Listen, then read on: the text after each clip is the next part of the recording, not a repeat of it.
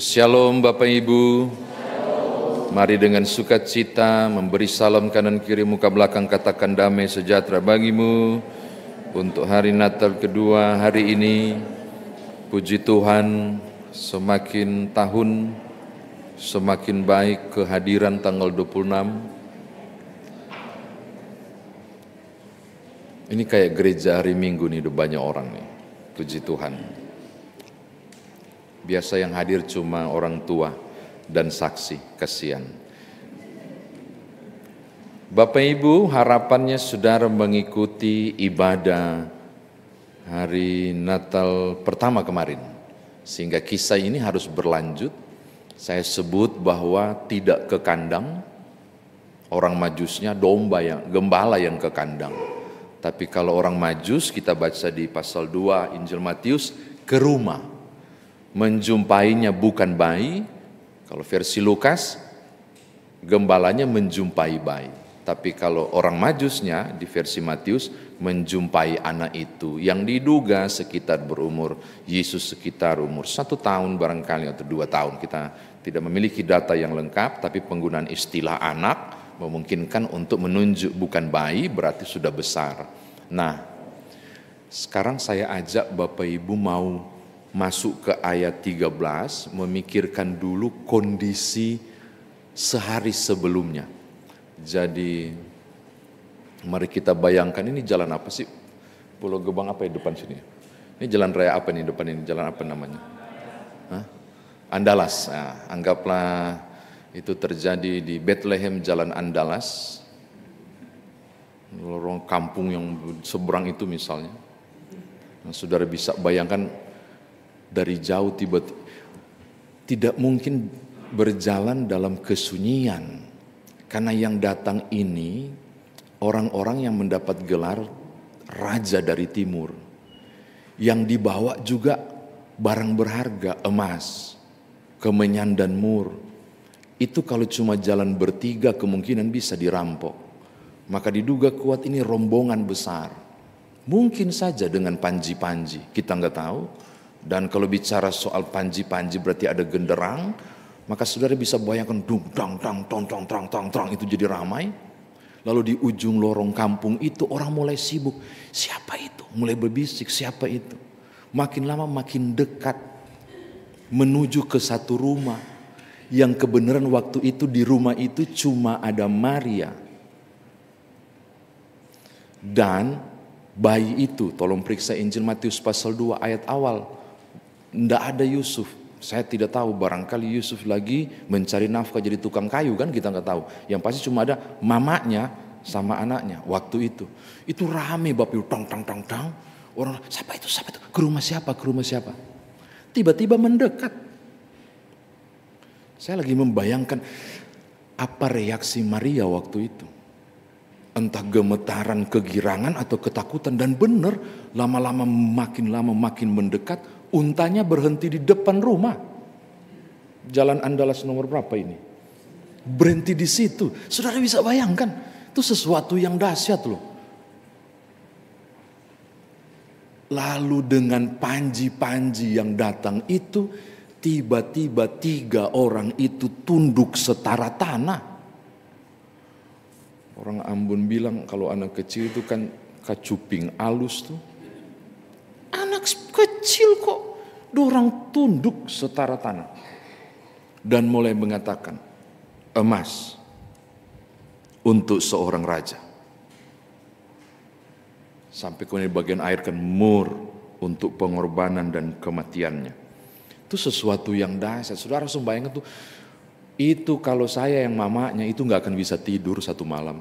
Merasakan euforia yang luar biasa itu. Saudara harus bayangkan, ini bukan kisah biasa loh Bapak Ibu, kunjungan orang majus. Ini gak bisa. Engkau harus membayangkan dari ketidakadaan, orang Nazaret kok gak punya apa-apa kok. Dari ketidakadaan tiba-tiba yang besar-besar hebat itu tunduk. Itu langsung naik gengsinya. Langsung wow. Di tengah kampung barangkali orang melihatnya. Lalu belum habis euforia itu, Yusuf pulang diceritakan. Saya membayangkan kisah itu. Yusuf pulang masuk rumah langsung cup-cup. Ada berita, mungkin cerita dia. Ada berita bagus, ya ampun, ada orang besar turun merendah. Nih emas, kemenyan. Itu jadi cerita malam mereka sebelum tidur. Kenapa jadi cerita malam? Ya Yusuf tidak alami kok, karena Alkitab bilang gak ada Yusuf waktu itu. Jadi berarti Maria yang ngomong ke Yusuf. Barangkali, mohon maaf menggunakan istilah ini, sampai pastiu dia bercerita. Satu malam pokoknya cerocos terus, karena kegirangan luar biasa. Bapak Ibu harus hayalkan kisah ini. Sampai wow, orang biasa dikunjungi oleh petinggi. So manganto kali kan, baru bilang begini, sudahlah Maria, tidur cu. So manganto ini ya. Pas dia tidur malaikat datang. Bangun, bawa anak itu dan ibunya. Sekarang juga berangkat ke Mesir. Bapak Ibu bisa bayangkan, Alkitab mengatakan, sayang di penggal ayat 13 aja ya, baca ayat 14 sampai 15. Wow, Yusuf melakukan persis seperti yang diperintahkan Gabriel. Malam itu juga bawa istrinya bersama anaknya. Mari kita setting menjadi sedikit melankolis kisah ini. Kira-kira apa reaksi Maria yang lagi kegirangan luar biasa? Oh kasihan. Masa ngana baru dus, mungkin ngana cuma itu mimpi, itu cuma bunga tidur, kita nikmati, mungkin bisa kita nggak tahu. Saudara enggak loh. Alkitab tidak menjelaskan tentang apologi, argumentasi dan perdebatan suami istri itu. Yang terjadi adalah Yusuf nunut pada perintah Tuhan, Maria nunut pada perintah suaminya, dan berangkat mereka tanpa pertanyaan. Alkitab tidak mengisahkan redaksi argumentasinya. Berarti mereka berangkat saja. Berangkat cuma untuk satu misi besar. Agar anak ini jangan diapa-apain oleh Herodes. Demi anak ini, maka orang tua itu rela kehilangan kegirangan semalam. Demi anak ini, orang tua dua itu rela berkorban supaya dia tetap diselamatkan besar untuk melaksanakan misi luar biasa bagi keselamatan dunia. Demi anak ini pada ketaatan kepada Allah, orang tua itu jalan 2 orang dari Nazaret sampai ke Mesir. Tolong bayangkan, itu jauh. Oh Bapak Ibu, kisah ini menjadi sangat luar biasa. Bagi saya, proses yang besar, yang tidak mudah. Untuk karya keselamatan terlahir, banyak pengorbanan terjadi pada masa itu. Saya kira demikian firman Tuhan ditafsirkan bagi kita. Sekarang, bagaimana kita bawa dalam kehidupan beriman kita? Yang pertama, tidak usah dibayangkan ya, dan tolong diabaikan saja perkataan saya ini. Tapi saya suka menghayal Bapak Ibu kalau baca teks. Apa jadinya kalau Yusuf bilang, enggak lah, kami baru di Mesir ini baru berapa lama, jangan dulu, kami baru berapa lama di Bethlehem, enggak lah, enggak usah lah, mungkin begitu. Atau Maria menolak dan akhirnya mereka tetap tinggal. Juru selamatmu dibantai. Mesias yang baru dilahirkan dipenggal oleh karena Herodes yang haus kekuasaan itu. Memperkirakan jarak dari berita yang disampaikan, proses perjalanan bintang timur, lalu belajar dari Majus yang menjelaskan luar biasa, dijamu makan malam kan si Majus itu dan dapat penjelasan. Oh berarti di sekitar 2 tahun ini, tapi supaya aman pokoknya baru lahir sampai 2 tahun kita terabas. Yesus, bayi kecil itu mati. Bapak Ibu tidak mungkin bikin cookies Natal kemarin. Nggak ada Natal Kristus udah mati kok. Aku menghayalkan gitu. Lalu kenapa tidak? Mama papanya loh. Apakah Almighty God mampu menyelamatkan putra Allah itu? Bisa. Tiba-tiba hilang dari situ, bisa. Tapi saudara baca kisah ini sangat manusiawi. Jejak ilahinya hampir nggak ada kecuali lewat mimpi. Sisanya itu apa? Peran Yusuf dan Maria. Apa yang saya mau katakan? Ketika saudara bicara tentang membesarkan anak, mendidik mereka ke hal-hal tertentu, kita berbicara soal proses ilahi. Ya, di mana? Melalui mama papanya. Proses ilahinya terjadi melalui mama papanya. Yusuf dan Maria berperan pada karya keselamatan yang Tuhan proses melalui putranya. Dan enggak turun tangan langsung untuk pindahkan mereka dari Bethlehem pindah ke Mesir. Enggak, dorang berlelah untuk proses itu. Pertama saya mau katakan hal yang sama. Kepada anak-anak, orang tua dan saksi orang tua rohani bagi anak-anak ini. Pekerjaan ilahi itu acap kali tidak turun dari langit dan mengobok-oboknya. Tapi proses itu Tuhan karyakan melalui Bapak Ibu Saudara.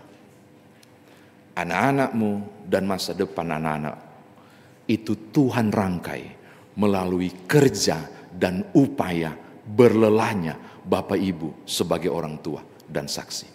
Amin. Oh iya, aku meyakini. Saya meyakini itu dalam proses. Bercermin pada Maria dan Yusuf, saya mau bilang pekerjaan dan tanggung jawab orang tua. Bapak Ibu tidak berlebihannya, saya mau ulangi supaya Bapak Ibu menetapkan itu di hati, dengarkan. Tanggung jawab sebagai orang tua itu adalah pekerjaan ilahi. Tolong ingat baik-baik. Aku didik dia, aku besarkan dia, ku nafkahi dia, ku kasih sekolah dia. Ini bukan tanggung jawab orang tua. Cuma tanggung jawab orang tua. Pada keringatku, no.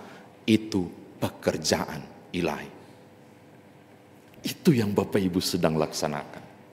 Makanya tidak ada orang tua yang babangke-bangke bilang, ngakira ndak susah saya basar panganan, enggak ada. Seumur-umur saya belum pernah dapat itu istilah-istilah begitu, enggak.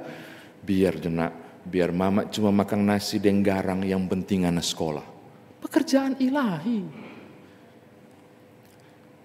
Ini ada yang sudah agak besar nih, umur berapa nih sayang? 16, 14. Nah, untuk kalian berdua lah yang sudah ngerti, aku mau sampaikan. Dengarkan. Air susu mamamu, keringat papamu, itu dari Tuhan. Jangan kecewakan mereka. Pekerjaan ilahi yang mereka kerjakan, pengorbanan, hargai dorang. Ya.